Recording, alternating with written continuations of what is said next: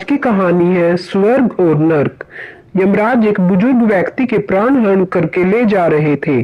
तभी बुजुर्ग व्यक्ति ने यमराज से पूछा, आप मुझे स्वर्ग लेकर जा रहे हैं या नर्क? यमराज बोले, दोनों में से कहीं पर भी नहीं, बल्कि मैं तो तुम्हें सीधा प्रभु के धाम ले जा रहा हूँ, क्योंकि इस जन्म में तुमने बहुत ही अच्छे कर्म किए हैं। बुजुर्ग व्यक्ति मन ही मन बहुत खुश हुए और यमराज जी से बोले, धन्यवाद, पर आपसे मेरी एक विनती है। मैंने अपने जीवन में दुनिया वालों से स्वर्ग नरक के बारे में बहुत सुना है, इसलिए मैं एक बार दोनों जगहों को देखना चाहता हूँ।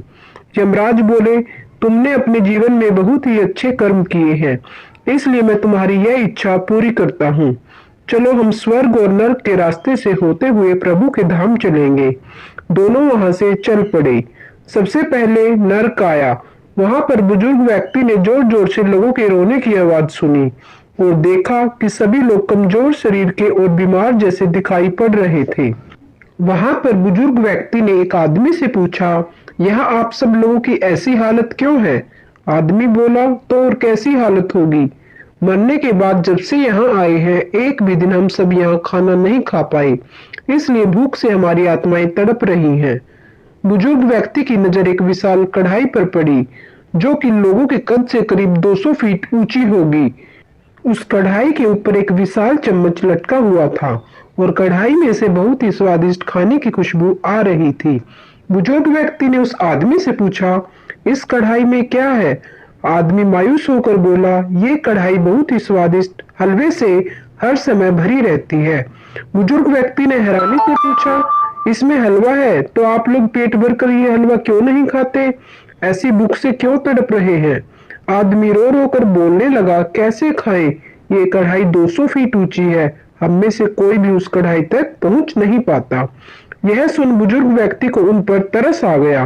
बुजुर्ग व्यक्ति सोचने लगे कि बेचारे हलवे की कढ़ाई होते हुए भी भूख से बेहाल है। शायद ईश्वर ने इन्हें यही दंड दिया होगा। अब यमराज बुजुर्ग व्यक्ति से बोले, चलो हमें देर हो रही है। दोनों वहां से चल पड़े।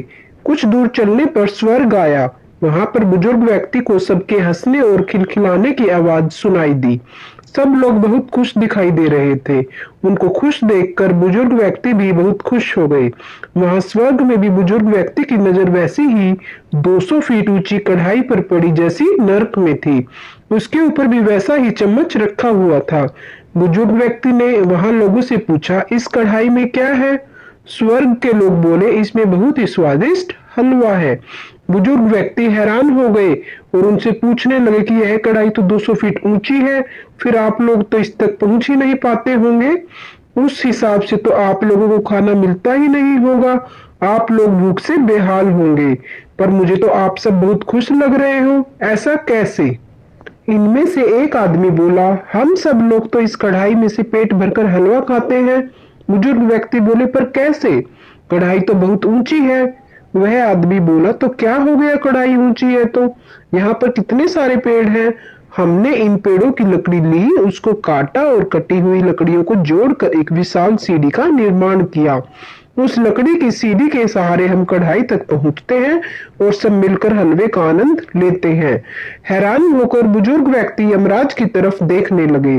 यमराज मुस्कुराए और बोले, ईश्वर ने स्वर्ग और नरक मनुष्य के हाथ में सौंप रखा है।